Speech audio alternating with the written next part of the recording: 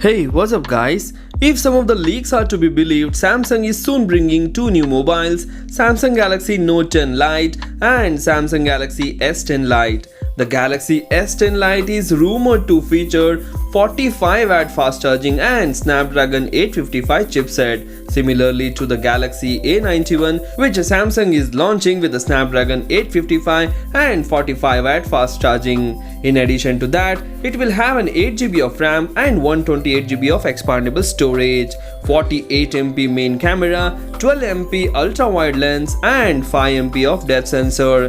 This camera module will definitely give the best picture quality and Samsung is known for that. The front-facing snapper is supposed to be a 32MP and guarantees the best selfie pictures. A solid 4500 mAh of battery is expected to power up the device, supporting 45W fast charging. The display should be around 6.7 inch in diagonal with full HD Plus resolution.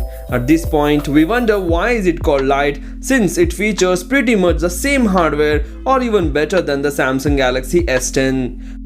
So these leaks are hard to believe. If Samsung launches the phone with these specifications, it will not be called as Lite, it will be called as Samsung Galaxy S10 Pro. So till we get the solid evidence, so this is all the information we know so far.